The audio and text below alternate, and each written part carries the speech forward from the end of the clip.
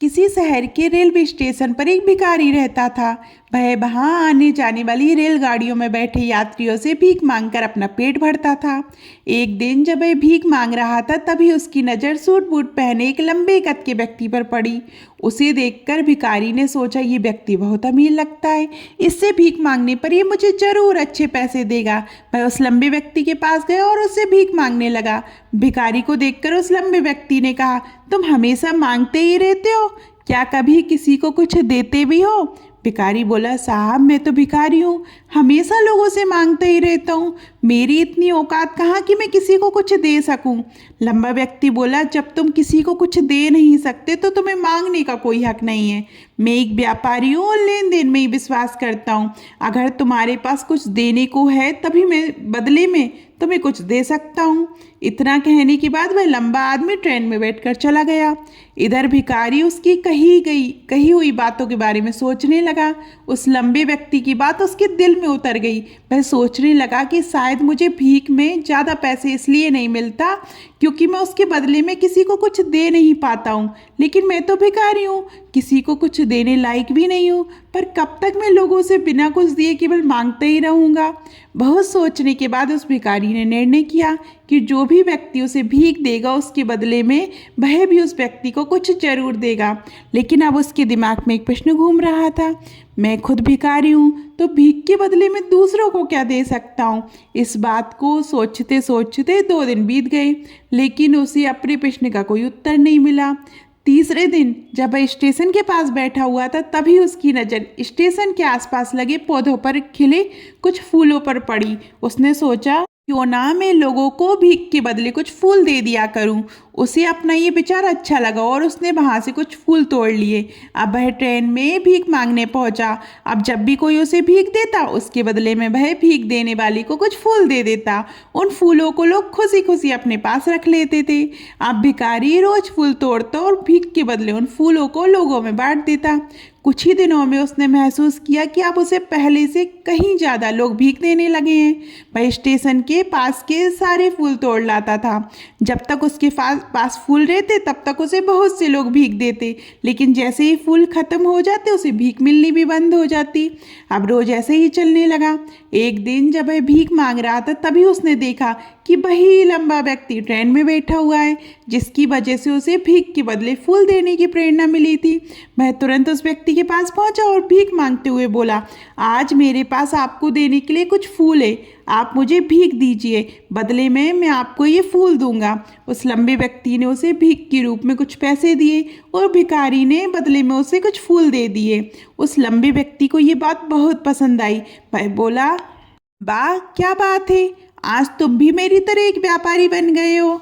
इतना कहकर वह फूल लेकर अपने स्टेशन पर उतर गया। लेकिन उस लंबे व्यक्ति की ये बात एक बार फिर उस भिखारी के दिल में उतर गई। वह बार बार उस व्यक्ति की बातों के बारे में सोचने लगा और बहुत खुश होने लगा।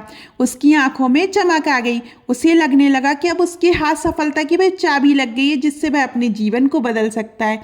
वह तुरंत ट्रेन से नीचे उतरा और उत्साहित होकर बहुत तेज आवाज में आसमान की ओर देखते हुए बोला, मैं भिखारी नहीं हूँ, मैं तो एक व्यापारी हूँ, मैं भी अमीर बन सकता हूँ। लोगों ने उसे देखा और सोचा कि शायद ये भिखारी पागल हो गया है, और अगले दिन से वह भिखारी उस स्टेशन पर फिर कभी दिखाई नहीं दिया।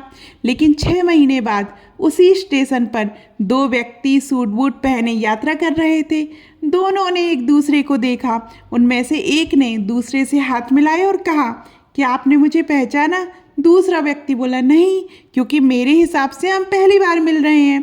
पहला व्यक्ति बोला, नहीं, याद कीजिए, हम पहली बार नहीं बल्कि तीसरी बार मिल रहे हैं। दूसरा व्यक्ति बोला, मुझे याद नहीं, वैसे हम पहले 2 बार कब मिले थे? अब पहला व्यक्ति मुस्कुराया और बोला, हम पहले भी 2 बार इसी ट्रेन में मिले थे। मैं वही भिखारी हूँ जिसे आपने पहली मुलाकात में बताया था कि मुझे जीवन में क्या करना चाहिए, और दूसरी मुलाकात में बताया था कि मैं वास्तव में कौन हूँ। दूसरा व्यक्ति मुस्कुराया और अचंभित होते हुए बोला, ओह याद आया, तुम वही भिखारी हो जिसे मैंने एक बार भीख देने से मना कर दिया था और दूसरी बार मैंने तुमसे कुछ फूल खरीदे थे। लेकिन आज तुम सूट बूट में कहाँ जा रहे हो और आजकल क्या कर रहे हो? तब पहला व्यक्ति बोला, हाँ मैं वही भिखारी हूँ, लेकिन आज मैं फूलों का एक बहुत बड़ा व्यापारी हूँ और इसी व्यापार के काम से दूसरे शहर जा रहा हूँ। कुछ पल रुकने के बाद वह फिर बोला, आपने मुझे पहली मुलाकात में प्रकृति का वह नियम बताया था कि हमें तभी कुछ मिलता है जब हम पहले कुछ देते हैं। लेन देन का ये नियम वास्तव में काम करता है। मैंने इसे अपने जीवन में बहुत गहराई से महसूस किया है, लेकिन मैं खुद को हमेशा भिखारी ही समझता रहा। इससे ऊपर उठकर मैंने कभी सोचा ही नहीं। और जब आपसे मेरी दूसरी मुलाकात हुई तब आपने मुझे बताया कि मैं एक व्यापारी बन चुका हूँ। तभी मुझे समझ आया कि मैं वास्तव में भिखारी नहीं हूँ बल्कि व्यापारी बन चुका हूँ। लोग मुझे इतनी भीख इसलिए दे रहे थे क्योंकि वे भीख नहीं दे रहे थे, वे मेरे फूलों की कीमत चुका रहे थे। सब लोग मेरे फूल खरीद रहे थे क्योंकि इतने सस्ते फूल उन्हें और कहीं नहीं मिलते थे। लोगों की नज़रों में मैं एक छोटा व्यापारी था, लेकिन अपनी नज़र में मैं खुद को भिखारी ही मानता रहा। आपके शब्दों ने मेरी आंखें खोल दिया। मैंने ट्रेंड में फूल बेचकर जो पैसे इकट्ठे किए उनसे मैंने और ज़्यादा फूल खरीदे और फूलों का व्यापारी बन गया। यहाँ के लोगों को फूल बहुत पसंद है और उनकी इसी पसंद ने मुझे आज एक बड़ा फूल व्यापारी बना दिया।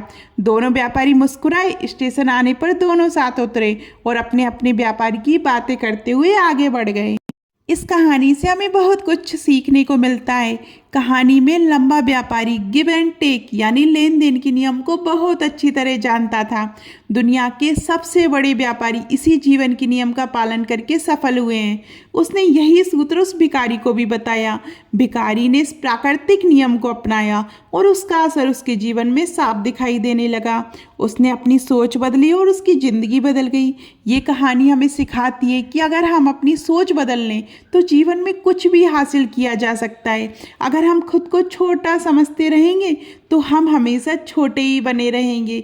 बड़ा बनने के लिए हमें अपनी सोच को बदलना होगा और खुद के बारे में बड़ा सोचना होगा। कहानी का सार यही है, सफलता आपकी सोच में छुपी होती है। अपने आत्मसम्मान को जगाइए, अपनी सोच को बड़ा बनाइए और देखिए कैसे आप सफलता के शिखर पर पहुंच जाते हैं। आपको ये कहानी कैसी लगी कमेंट में ज़रूर बताइएगा। और अभी तक आपने हमारे चैनल परंपरा और प्रतीक्षा को सब्सक्राइब नहीं किया और फेसबुक और इंस्टाग्राम पे हमें फॉलो नहीं किया है तो जल्दी कीजिए। धन्यवाद।